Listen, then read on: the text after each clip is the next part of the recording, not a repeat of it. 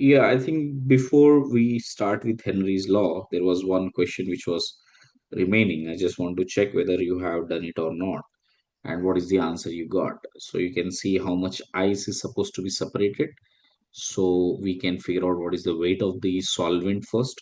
It is given as 10 is the delta TF, which is equal to 25 divided by molar mass, which is 62, into 1000 divided by weight of solvent into Kf. Kf is 1.86.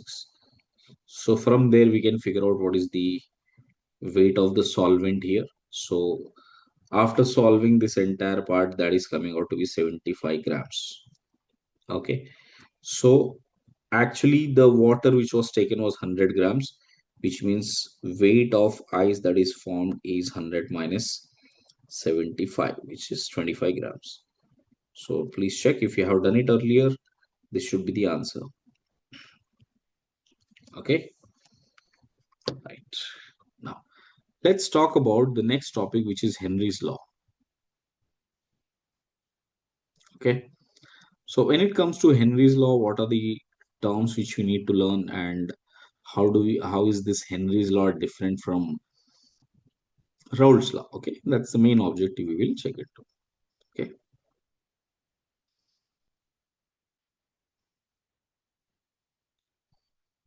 one second.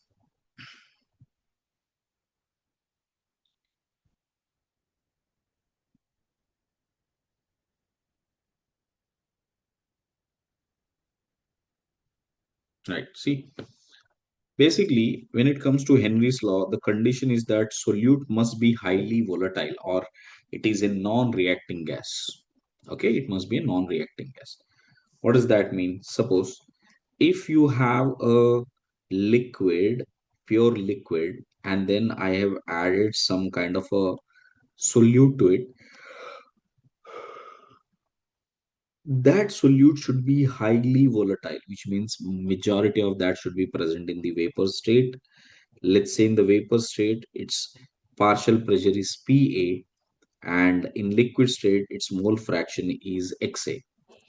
In that case, we know that we can apply Pa is equal to some constant, sorry, Pa is directly proportional to Xa. Okay. Now here Pa can be equal to some constant into Xa. Now this some constant is what we call it as the Henry's constant. Henry's Henry's constant. Okay. So Kh would be equal to bar per atm. Okay, it could be either bar or atm or pascal, any of these units that you can have. Okay, is this the only way to represent, how is it different from Raoult's law? Right, see, when it comes to Raoult's law, what we assume is that it is only valid for ideal solutions, but here the formula is valid for non-ideal solutions as well. Okay, second thing, here we can assume the reactant which you're sorry, the solute which you're adding can be gas. Okay, solute can be gas, considering it is highly volatile liquid. We can assume it as if it is like a highly volatile liquid. Got it? And we can say it will be mixed to a very small extent. Majority of that will be in the vapors. Got it? So now I can say that for gases, generally for gases to dissolve, as pressure increases, the solubility of uh, gases, as the pressure increases, solubility of the uh, solubility of uh, gas increases. Solubility always increases as the pressure increases, and as the temperature increases, solubility decreases. Solubility decreases. And this is often what you'll notice when you have something like aerated drinks where carbon dioxide is dissolved in water or sugar syrup, right? Where high pressure carbon dioxide is been compressed into that bottle. So that's the way we can keep carbon dioxide in a dissolved form. The minute you open it up, most of the gases fizz out because it has high volatility. It will not stay longer in the solution. Correct. So at high pressure only you can see it will be maintaining high solubility. Otherwise, you can keep it at very low temperature. At low temperature also you can increase the solubility. As the temperature increases, the solubility factor will start decreasing. We can say the dissolution is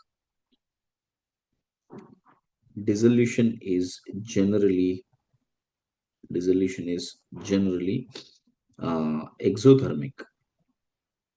It's exothermic. Got it? Okay. And what happens to the entropy of the gases here will decrease because they will be getting more into the solution. Delta H is also negative, correct? So that means at low temperature, delta G will be more spontaneous. And that's what I told you, right? At low temperature, the dissolution increases and that becomes more and more spontaneous. Okay. So this is what is the factors that you need to know it from Henry's constant. Now, one more factor I need to, sorry, forgot to mention is that if you compare the KH value of, you know, gas A versus KH value of gas B, KH, okay, KH value of gas B.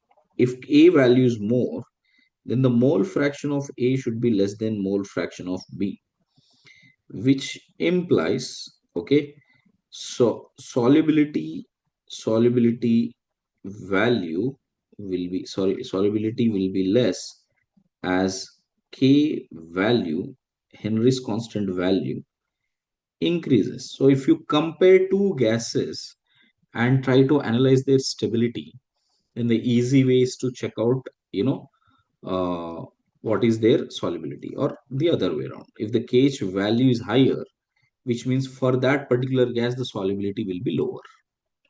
Okay.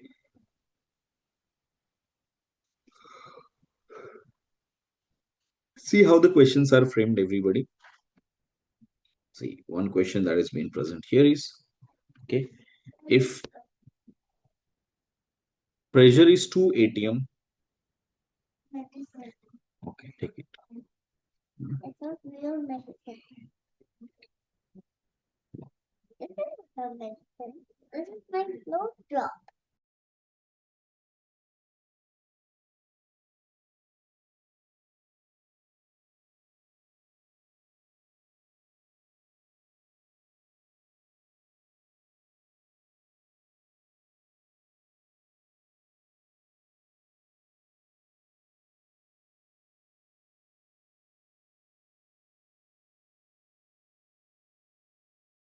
Sorry, please check. Let's see the question here, how it is being asked.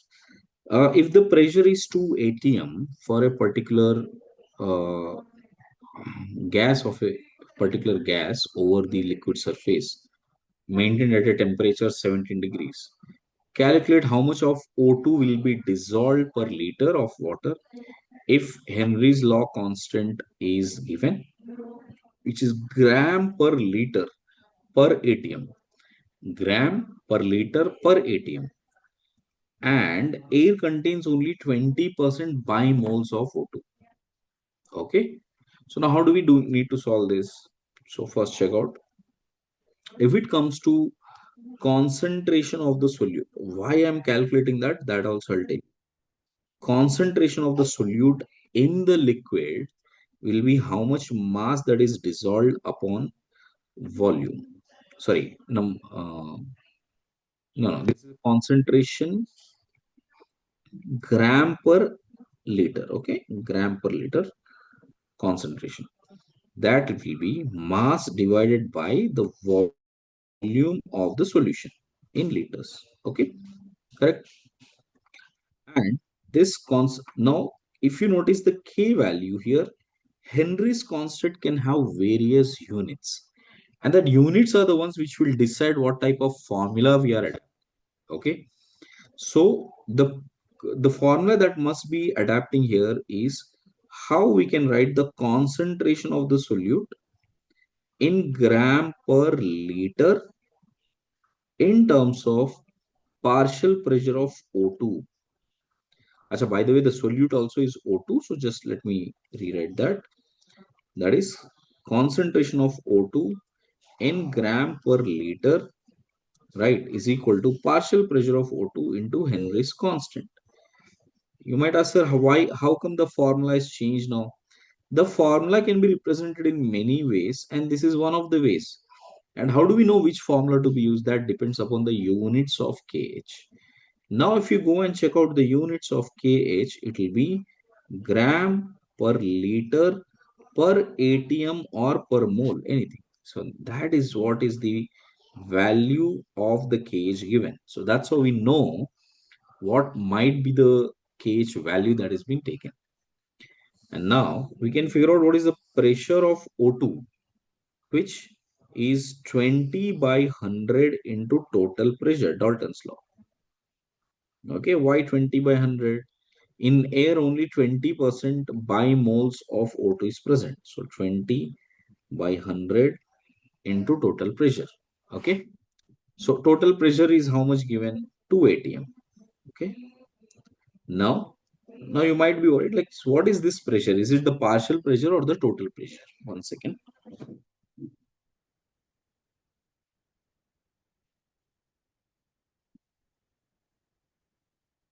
It is normally total pressure as long as that partial pressure or the vapor pressure of the gas is not mentioned. So that is the partial total pressure.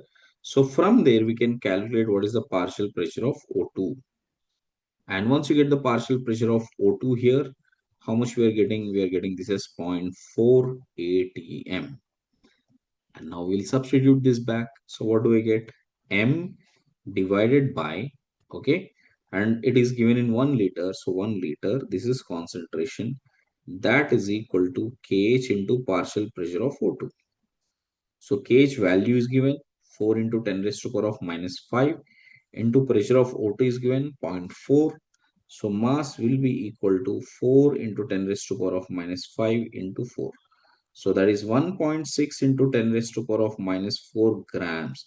This is the dissolved amount of oxygen in 1 liter of water. Okay, sorry, 5. 10 raised to power of minus 5 grams. I suppose everyone understood how to figure out the Henry's constant cases here. Now, as I said, the formulas could be given in many ways. Okay, different types of formulas, different formulas of Henry's constant kH.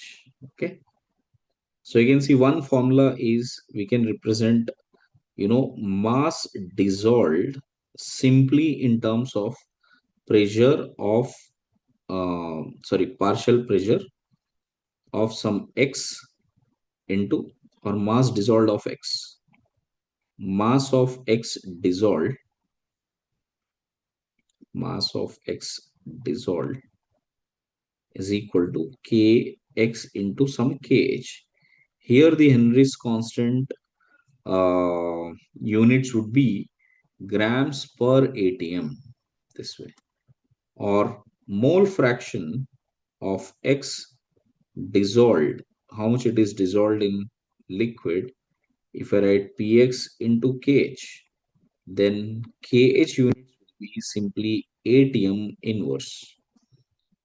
Okay. Or now I can write it as pressure is equal to some concentration into Kh. This is another way of writing it. Okay. Concentration here can be mass per liter. So in that case, the units of Kh has to be ATM, okay, per gram liter. Okay. So that will be the units of Kh. So always check out the unit of Kh and decide how the formula was maintained. Got it? Now you might ask, sir, whether the formula is like this or whether the formula is like this, because in both cases it will be dimensionless. Correct. Here also KH will be ATM inverse. So which one do we take? Okay. Usually, if the formula kind is not mentioned, the more often which you will take is this one. Again, this is the data point. The data for various KH values are also given based on this formula in NCRT. Okay, so they are mostly referring to this particular formula while asking the questions. Everybody clear with Henry's law and Henry's constant, how it is to be framed? Any doubt?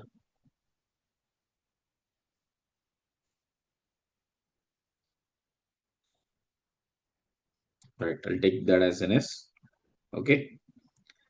Now, if you go back and see when it comes to RLVP or elevation in boiling point or depression in freezing point, osmotic pressure, you always need to add a Van 't Hoff factor wherever there is an dissociation or association possible.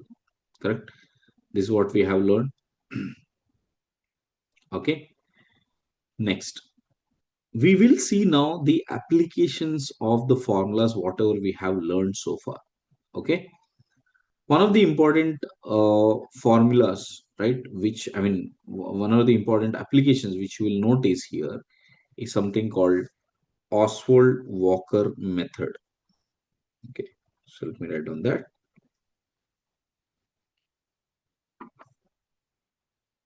Oswald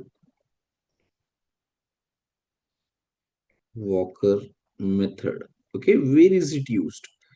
Oswald Walker method is used to figure out the vapor pressure, of liquid solutions. Whenever we have vapor pressure of liquid solutions, we will use this as particularly, I mean, this will make it more easier to solve the questions. Got it? So let's see uh, how this has been asked. So basically here we will have three different bulbs. Okay. So one bulb here, glass bulbs. Okay. In one glass bulb, first there is a solution here. Correct. And then this bulb is connected to the next bulb here. Correct. Like this. And then instead of bulb, basically here now we have a certain container. Correct. Where we have calcium chloride, okay, or any dehydrating agent present. So I'm assuming this is all calcium chloride salt pebbles. They're all calcium chloride salt pebbles. Yeah. And now this entire junction is connected with each other here like this. And then it will go inside. Okay, this entire pipeline will go inside like this.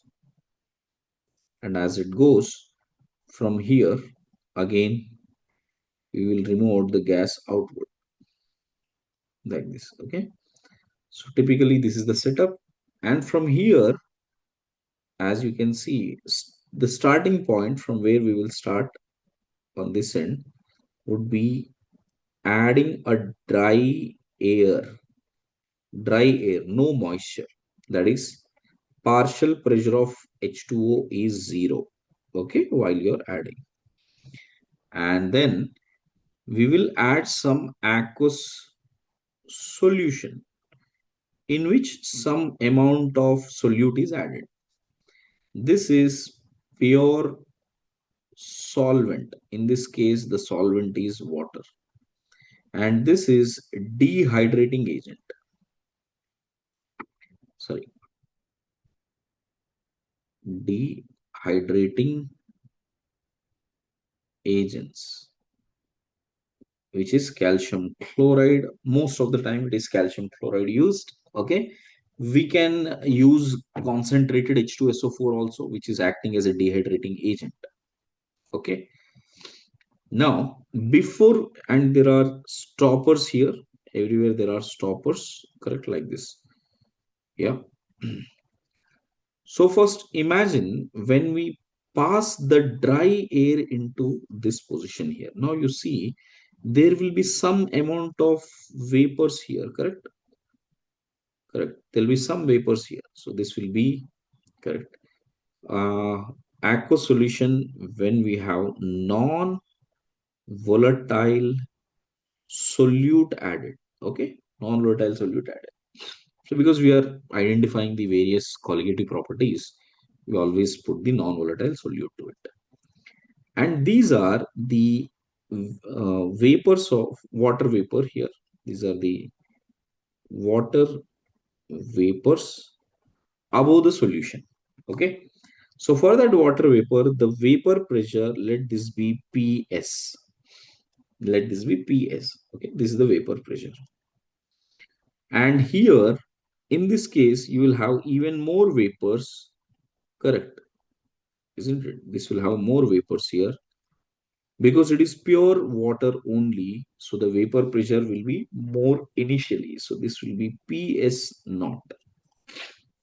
Okay, so imagine there is a saturated solution here and here, this is a saturated solvent, and then dry air is being passed, and as the dry air is passed, you will notice that some amount of water vapor will mix with the dry air and it become a moist air, correct? And after some time, what you will do, you will let the gas go here, let the gas go here and stop this completely. Okay, after all the gas, after all the air travels here, we'll stop this. Now what has been noticed here, see, check out, at this particular container here, correct, if you weigh them, right, there is some amount of weight that is being lost in both the cases. The first one I can say that, okay, let the weight lost from solution, okay, after the dry air, after the dry air is passed through it, after the dry air is passed through it, let this be W1. Okay, so we can say that whatever be the partial pressure of whatever be the partial pressure of solution, correct, this is the partial pressure or vapor pressure of solution, vapor pressure above solution, that will be proportional to how much amount of weight that is lost, from first bulb, which is W1. Now go to the second bulb. So what we can say, weight loss, let the weight lost from solvent in second bulb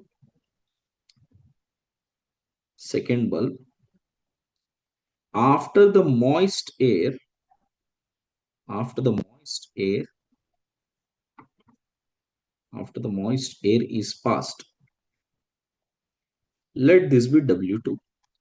Then we can say pressure of the solvent, pressure of the pure solvent, correct, that is directly proportional to, okay, now listen up, when it comes to the second bulb, because already there is a moist amount of air that is coming across, it might take a small amount of vapors along with it. Small amount of vapors will get mixed with the air. How much will be that vapors? That vapors will be the difference of what pressure difference it was maintained. So this is the pressure difference, correct? So whatever this much is the pressure difference which is there between the water vapor, between the water vapor above the solvent and the moisture passing between those two, how much ever with the difference in the vapor pressure of water, that would be W2. So this will be the lost mass in second bulb. Okay. So now what we can say, lastly, the weight gained in, you know, dehydrating, dehydrating bulb will be equal to W3, and W3 has to be equal to W1 plus W2, correct? W2, W1 plus W2, isn't it? And W1 plus W2 means nothing but partial pressure of S naught has to be proportional to W1 plus W2. So you can see there are three relations we got. PS is proportional to W1, the difference is proportional to W2, and W1 plus W2 is proportional to P naught S. Now, applying, okay,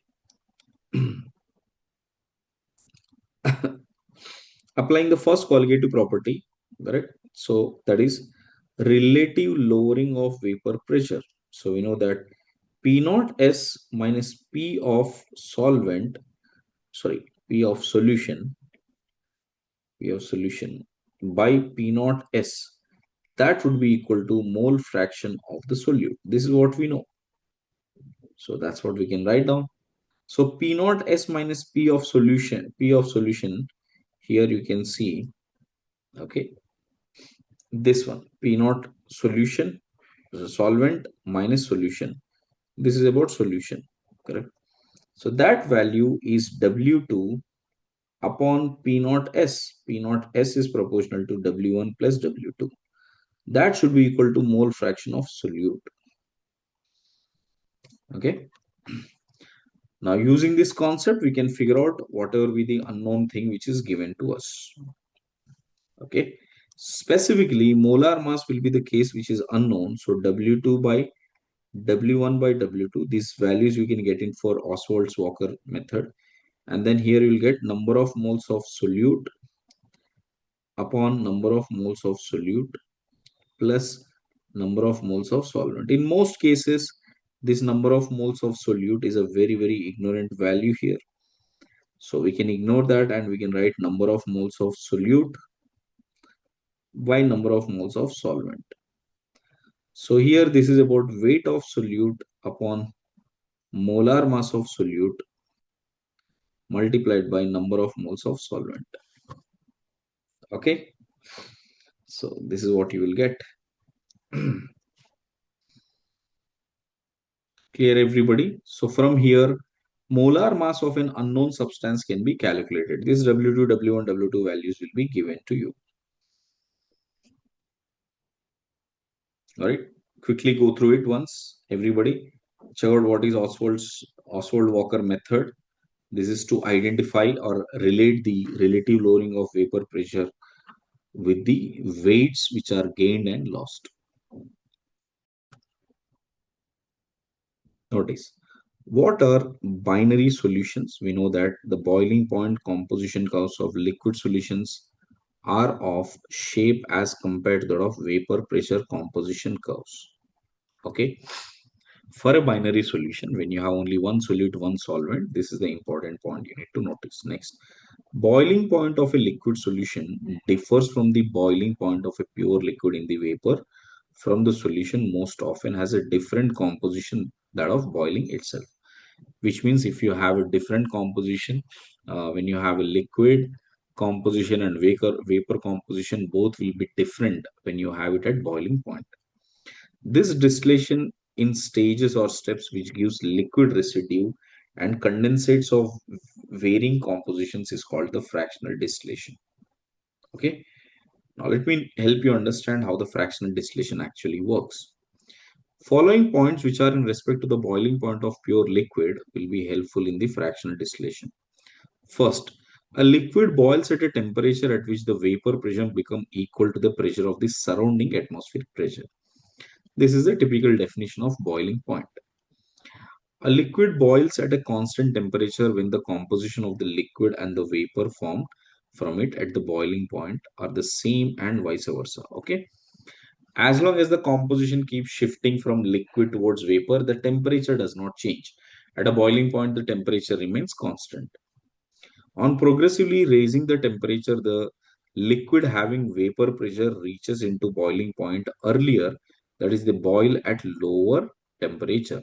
Okay. In case if you try to boil it even faster by heating it strongly, then they will boil at lower temperature. The residue left behind after a part of the liquid mixture is removed as vapors have a boiling point which is either equal to or more than the boiling point of the initial liquid mixture. That I'll explain you through the graphs. Okay. There are three types of solutions here. So first, vapor pressure changes continuously with composition of the mixture. Okay. Second, the vapor pressure shows a maximum in its vapor pressure composition curves. Third, the vapor pressure shows a minimum in the vapor pressure composition curves. The first type is what we are more peculiar about fractional distillation here. Okay. The first type is a normal ideal solution case. Ideal solution case. Second and third case is the azeotropic case. Got it? This entire theory you can read it, which I'll directly explain you through the graph. Check out.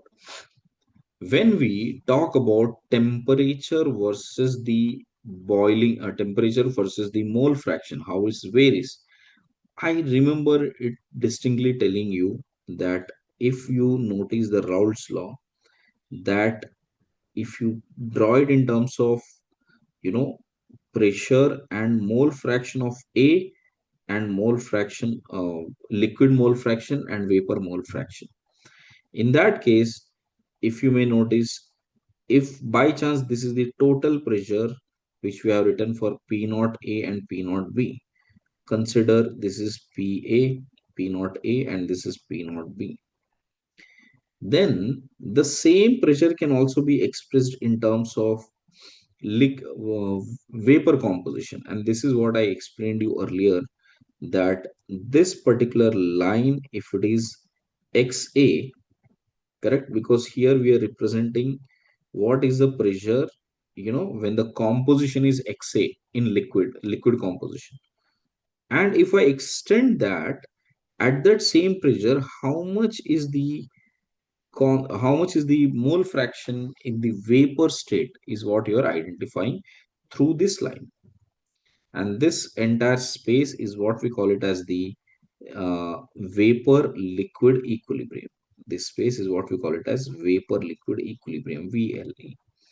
Now this is exactly the same thing we are doing this time with temperature. Instead of pressure, if you put it in terms of temperature, see, for temperature, if a solvent has a vapor pressure at a lower value, that means its boiling point will be at a higher value. And if vapor pressure is at higher value, its boiling point will be at a lower value. Okay.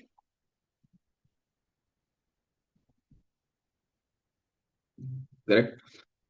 So temperature at lower vapor pressure is high, and this is the one which we'll see.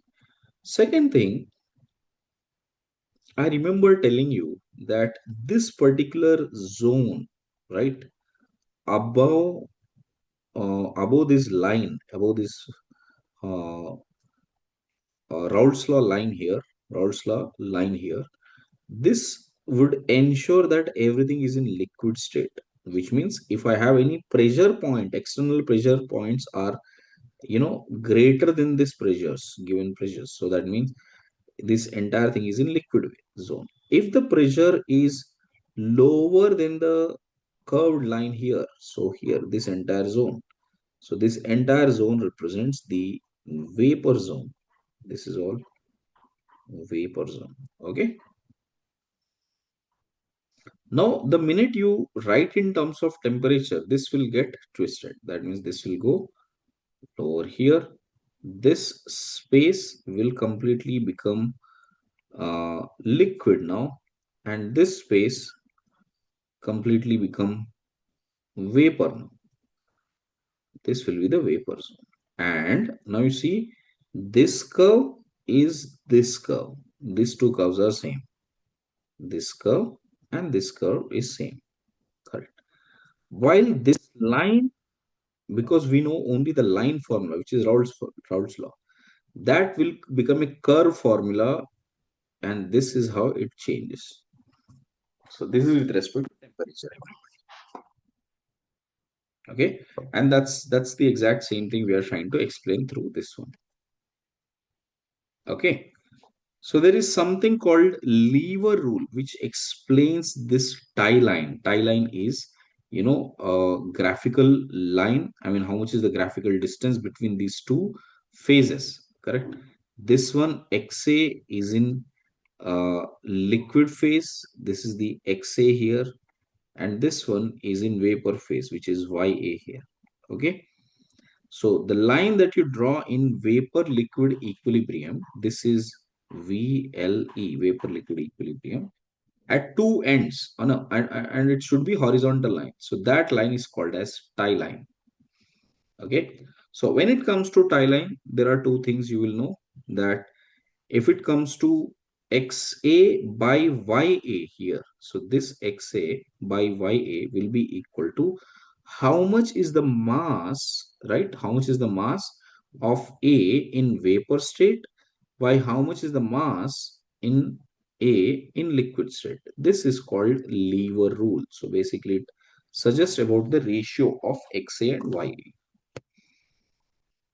Clear? So I guess this part is understood. Now let me explain how exactly the uh, fractional distillation works. So imagine we have composition in the liquid zone. Go back to this. I clearly mentioned that this is liquid zone, this is vapor zone. Okay. Now, when you put the temperature curve here, see, can I say that this line is an isothermal line? These are all isothermal lines because this entire thing is at constant temperature. So that's what happens here when you have liquid composition, of some A1 here. So this was the A1 composition. Okay. Now, as you start increasing the temperature, of course, this composition should vary, but to a very small extent, right? I told you this earlier also. If at all I have a glass of water now at 10 degrees, okay, maybe after some time it is at 25 degrees, after sometimes it is at 30 degrees, after sometimes it is at 40 degrees.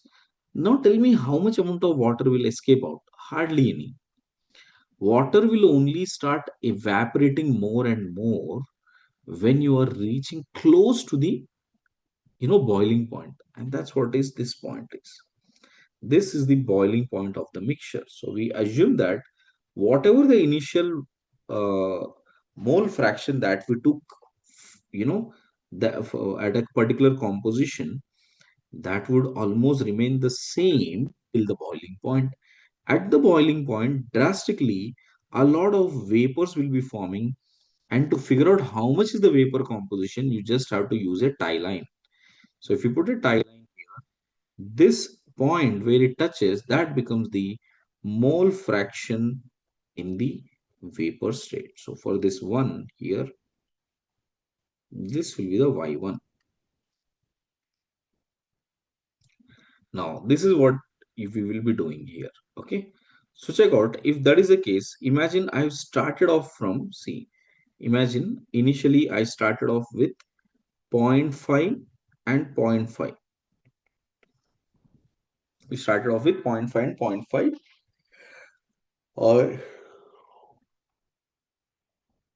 equimolar liquids. Two equimolar liquids we have taken. Then I started heating it.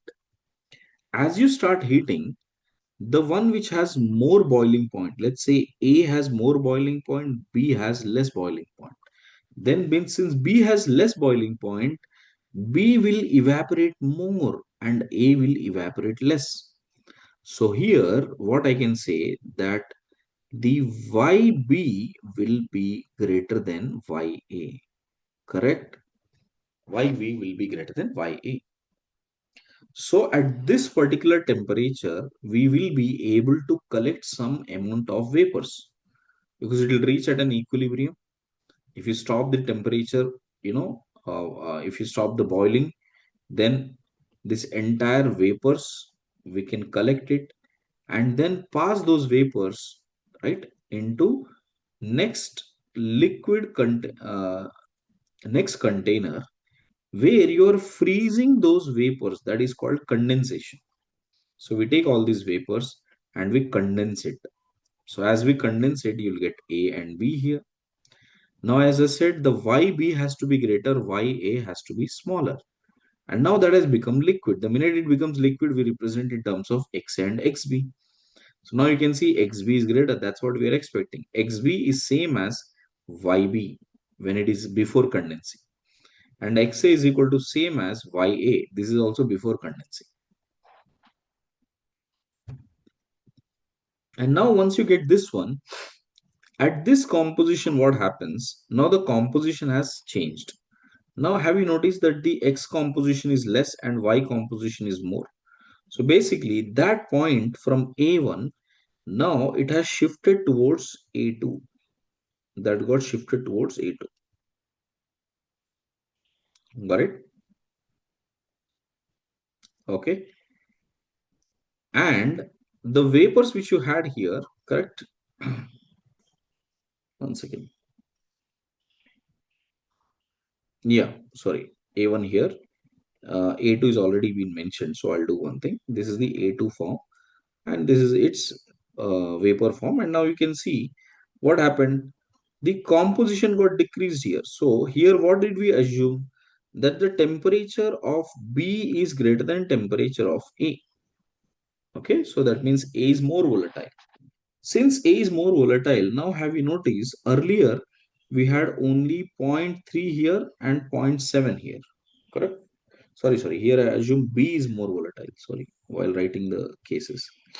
I assume B is more volatile, right? Yeah.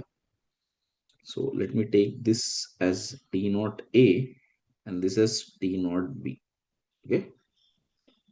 Just for the sake of explanation here. So you can see. So I can say that since B is more volatile, now what happened? So B composition is increased here. So since B composition increased, you will require a lower temperature to vaporize them. So after getting this A3 is this liquid composition now, everybody. A3 means this liquid composition. Okay. Earlier when it was in vapors, it was here. This is that composition. Correct. So this is the same composition. Now it is A3 composition. Clear? So again you decrease the temperature and let it boil once more. So as this time it boils, you will see it will get a vapors of A3 minus and further decreasing you'll go to A4. So these are distillation steps. So what you're doing eventually when it comes to A4 and A5, notice one thing. As you go towards this side doing multiple distillations, at the end, at this end here, you will have only A and B, where B will be almost 0.9999 and A will be hardly 0.0001 like this. So now that means at this point, as you come closer to this point, you'll get pure B. Now have you noticed the liquid which was supposed to have A and B? Eventually we got only pure B. So this side you'll get pure B. Now every time you are distillating, there is a residue remaining, right? There is some residue remaining here because some quantity has gone into vapor. So some quantity still remains in liquid. So what we can do, we can take that liquid and push it back. Okay, so that means I'll take it and push it back into the solution here.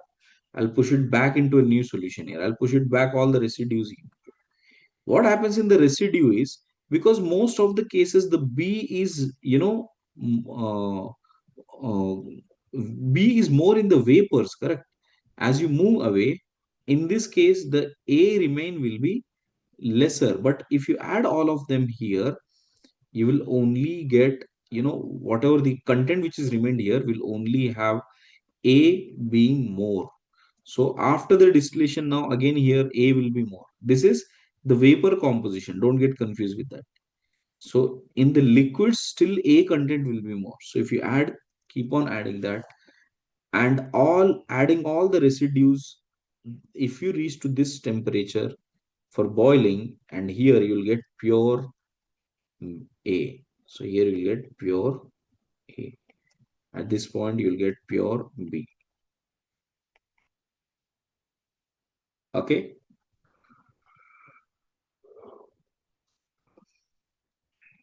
So what does that mean? Whichever is the whichever is the component which has more boiling point, it will be maximum in residue.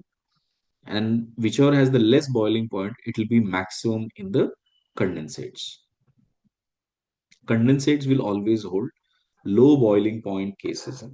Uh, the residues will always handle or always have high boiling point cases. Clear with distillation, everybody? This is the basic idea you need to have about distillation and how it works. This is type 2. Type 2 is an azeotropic type, and type 3 is also an azeotropic type. I already explained you what is the maximum boiling point azeotrope and what is minimum boiling point azeotrope. This is only based upon database values here. So based on values, what will be on the uh, liquids here? So you can see there are two parts divided. There is left part here and there is a right part here. On the left part, residue will have pure A. The azeotrope will be the condensates. Because after you reach to point C, it is impossible to make any separation just by heating. Okay, we can't make liquids to separate out. Correct? So that particular composition where liquid can't be separated out is what we call it as azeotropic mixture. So please read that. So you can please go through these examples quickly. Okay, I'll give you a minute's time. Check out all the examples of azeotropic mixtures, positive and negative deviation. Right, let's see. Assume number of A moles are 10. Its partial pressure is 100. Saturated vapor pressure is 100. And number of moles of B is 10. Saturated vapor pressure is 200. Okay. And and atmospheric pressure or I would say external pressure. So atmospheric means you might get confused that why not we are taking 1 atm.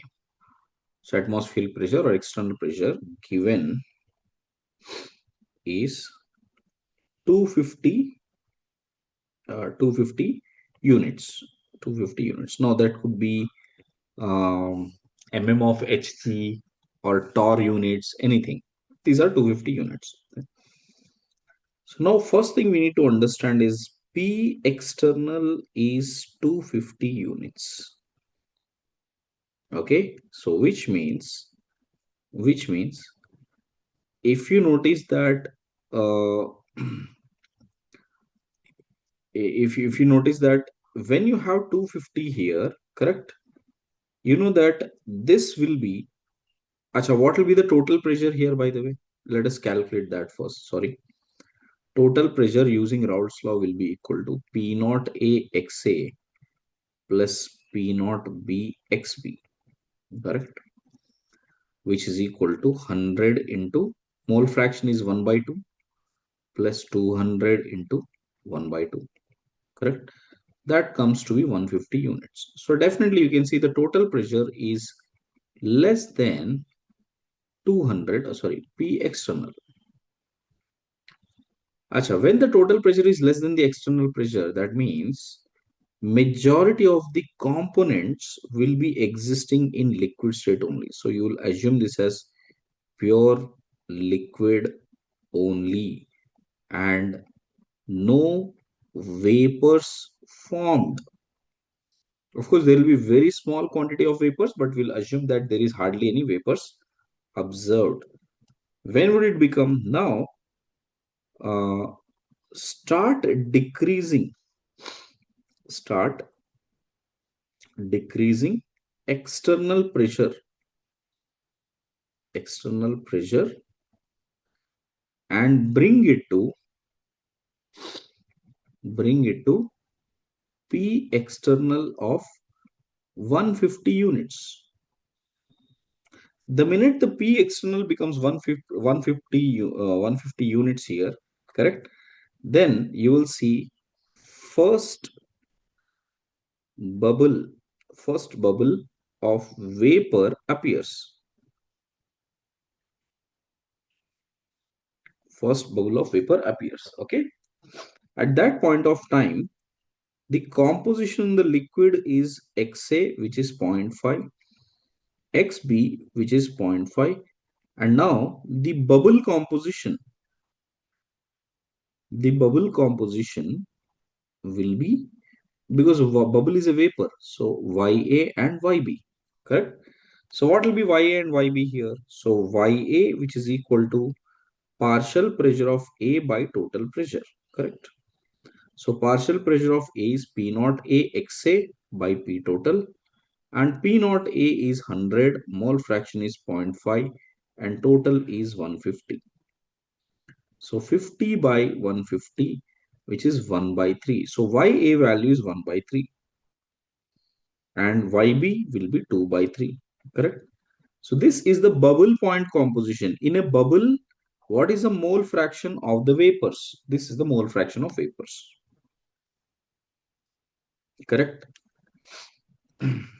So I think this part is clear. And now what we are doing, then again I will decrease. Okay, start decreasing, start decreasing the pressure, start decreasing the pressure, and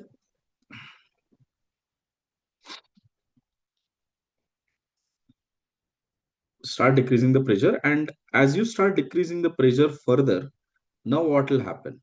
Okay, you will notice that we will be reaching to some point where there are most of the vapors. Okay, sorry, decreasing the point and start decreasing the pressure and stop when it touches, the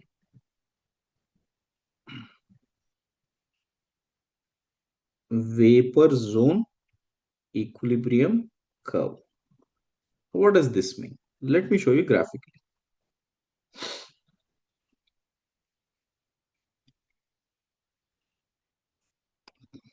From the graph, from the given data, you can see partial pressure of A is more, sorry, partial pressure of B is more, and partial pressure of A is less. So we can write this way. Okay, let's say this is P naught A and this is P naught B. And between these two, there is a curve like this. And I can say initially we have composition at 50-50. Almost this is at XA zero point 0.5, XB zero point 0.5. And this is the first pressure, everybody. This is the first pressure when the external pressure is equal to the total pressure. So here, this point was the first point when external pressure is equal to total pressure. Otherwise, the external pressure initially was here somewhere. Okay, P initial external pressure, right? So at this point it was there. From 250, we have bring it down to 150. And this point was 150 units. This point was 250 units. And from there, this is the point I'm asking right now. Okay, the point which I'm asking right now is this one, where as it touches here, correct? So that means the composition of the vapor when it is here, this one, correct? In the vapor state here, this is the vapor state, correct? So this will become the bubble point composition. So this is YA, YB, which is bubble point composition.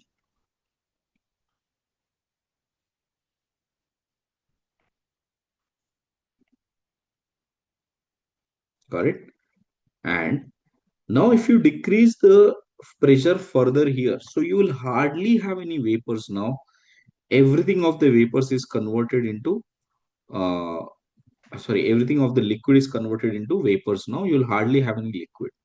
At this point, what would happen? Okay, let me mark point by point. Okay, so here I'll mark this as point A, point B, point C, and point D. When external pressure at point C, that is at point D, correct? So what would happen at point D?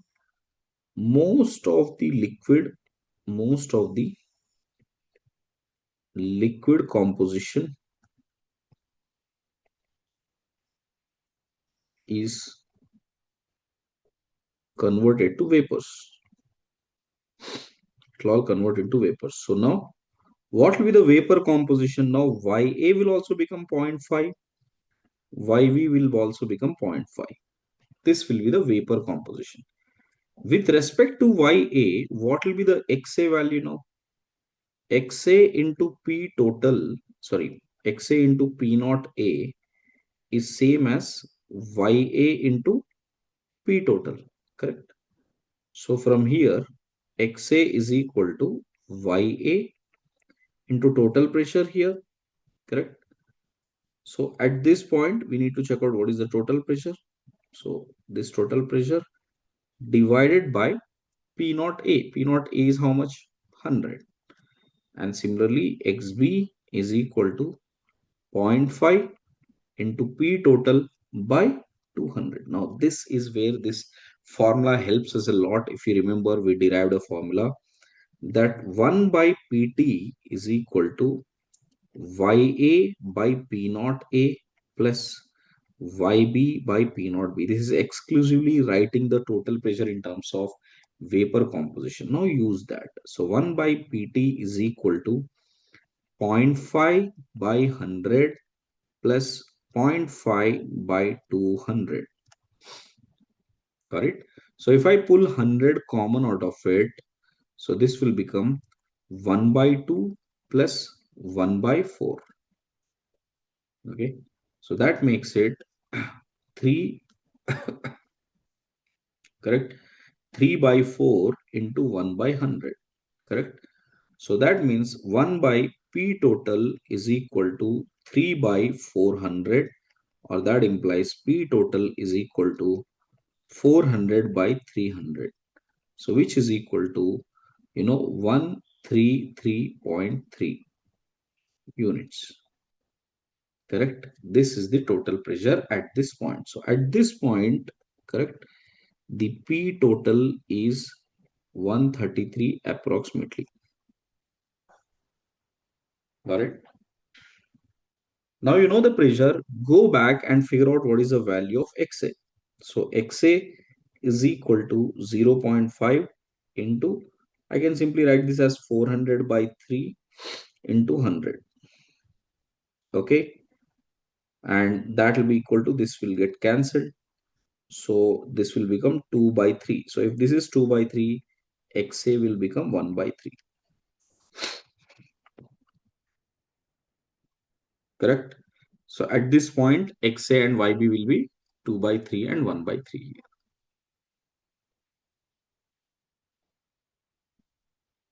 So please check this out, everybody. If you got this or not, any doubt here?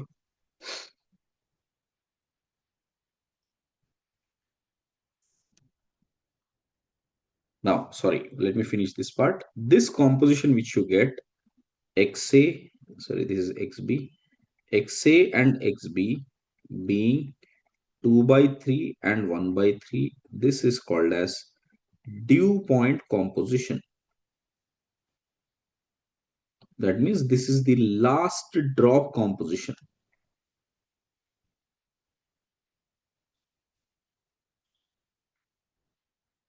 After all the evaporation, the last drop will have this composition. Okay, so please go through it quickly. See, let's notice something here. Have you noticed that this is a point 150? This is a point 133. Now you might wonder, sir, what happens in between these 2 points? In between these 2 points, let's say I start somewhere at this point, which is 140. When you have it at 140, and you have uh, vapor and liquid equally, they get equally distributed on these two sides. That means whatever be the moles that has been lost in the liquid, that will appear in the vapor, correct? So let me start with that example here. Okay, we'll continue with this, the same data. Okay, the data is the same. That means initial number of moles, everything is same here. Okay, initially how many moles I took? 10 moles, 10 moles I took, correct? So imagine what is happening at, a point between the bubble point and dew point, correct? So let me write down that. Between bubble point and dew point, if external pressure, if external pressure is, let's say 140 atm, sorry, 140 units, correct? At this at 140, what will be the composition of liquid and vapor? This is what we need to find out. Okay, now find composition of liquid and vapor, because at the ends it is easy to find, because at the ends we know what will happen: either a bubble will form, either a dew will be left, so it's easy to compare. But what about in between case? In between case, you can think this way. In between cases like this, here you can see. So suppose if you have this as the liquid zone, this entire thing is a liquid zone here. So at liquid zone, the number of moles were initially same, 10 moles, correct? And here in vapor state, how many moles will be present here?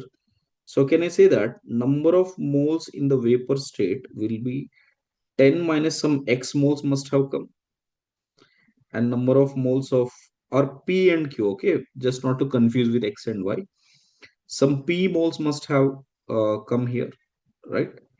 uh, and here 10 minus some q moles have been present here. So which means how much amount of loss here it has been. So if we have out of uh, this 10 moles here, correct, how many moles has been evaporated up here? P moles has been evaporated, so that will be appearing, sorry, P moles has been present here. So number of moles here in the liquid zone present here as P, number of moles of B present here as Q, correct? Initially both were 10 and 10. At this point they are P and Q, P moles and Q moles. And how many moles will be present on the vapor state? Initially there were 0, now there will be 10 minus P and 10 minus Q. This will be the amount that is present in the vapor zone, correct? And we know that P external is given as 140, correct? So at 140, what we can say, at 140, we can say that XA into P naught A plus XB into P naught B, that should follow the Raoult's law. So that is XA value will be P by P plus Q into P naught A, which is 100, plus Q by P plus Q into P naught B, which is 200. Okay. So from here we'll get an equation. That 140 is equal to 100p plus 100q, sorry, 200q upon p plus q. So if I pull the 100 towards left hand side, I'll get 40p, and I'll take 140 towards left hand side, I'll get 60q. So I get a relation between P and Q here. That's very important because that will help us figure out what is a mole fraction. So that means we will get this as 4P, or rather 2P is equal to 3Q. Therefore, what is a mole fraction of A here now? That will be equal to P by P plus Q, which is equal to P by, okay, P plus, correct, 2P by 3, isn't it? So that makes it 3P by, this will be 3 plus 5P. So which makes it 3 by 5. So the XA is 3 by 5 and XB is uh, 2 by 5. Correct? This is the mole fraction of XA and YB at 140. And similarly, what will be the value of YA and YB here now? So YA will be simply, you know, uh, 10 minus P. So we know that 10 minus P, uh, we can use this formula directly also, or we can use, we know the formula of XA into P total, sorry, XA into P naught A divided by P total. Anyways, we know this, so that's why I'm using it directly. So 3 by 5 into P naught A is 100 divided by P40 is 140. So that makes it, the 0 will get cancelled. So 6 by 14. So that makes it 3 by 7. And YB will be equal to 4 by 7. So this will be the composition. So 3 by 7, 4 by 7 will be the composition for YA and YB. 3 by 5 and 2 by 5 will be the composition in the vapor state. These questions are always given vice versa. Sometimes the moles have been given, sometimes the mole fraction is given, and then figure out what was the initial number of moles. Something like that, the questions will be framed. So please check this out, how to work out on these kind of questions where the point is between bubble and dew point. Please check. Right.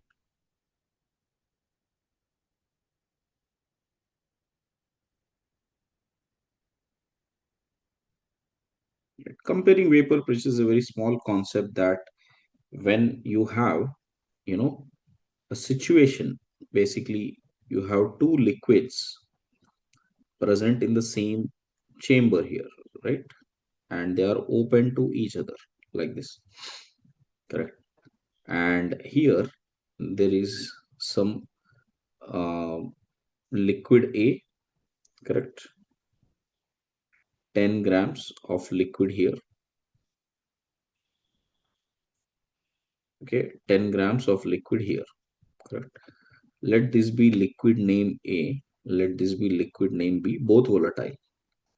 So both volatile means they will have some vapors around it here like this. But they are both open to this vacuum here. So this entire thing is vacuum here, correct?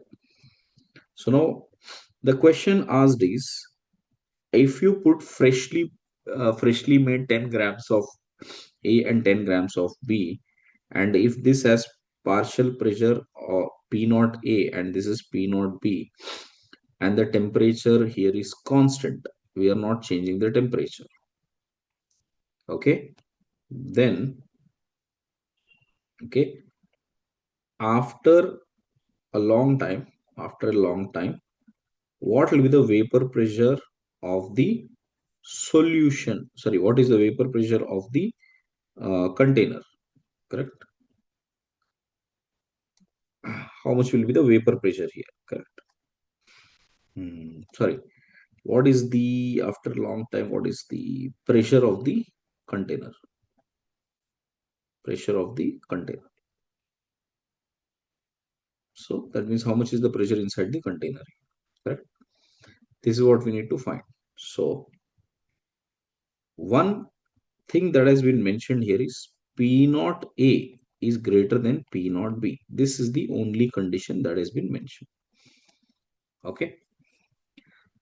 Now, everybody, what would happen, suppose if I take, two uh, same liquids here, both are saturated here. Got it?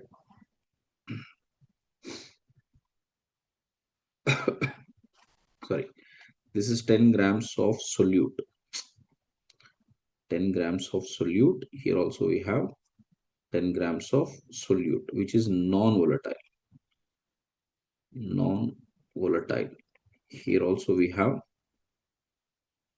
non-volatile. Okay, clear. And we have, let's say, 100. Yeah. And then we have some solution of 100 grams of solvent. Here also I have 100 grams of solvent. Correct? So now the question is, if you have solutions here, correct? 10 grams of non-volatile solute, 10 grams of non-volatile solute, both of them are present here. So what will be the situation now? See, listen what happens. You know that at this point, it has to maintain a pressure of P naught A. Here it has to maintain a pressure of P naught B. But the problem what happens is, here to maintain this P naught A, what problem happens here is, to maintain this P naught B here, correct? You would notice that this is at a lower pressure and this is at a higher pressure, correct? So obviously you will experience that because it is at a higher pressure, P naught A is at a higher pressure, you will have more vapors of water vapor coming from here, and here you will have less vapors of the water, correct? So naturally what will happen, the condense, because these particles will appear here also, the rate of condensation will start increasing here, and since particles are moving here, rate of evaporation will start increasing here. So evaporation of water vapor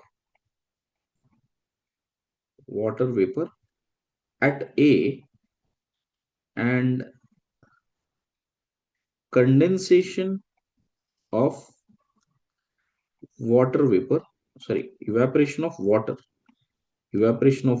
at A and condensation of water vapor at B starts, and keep going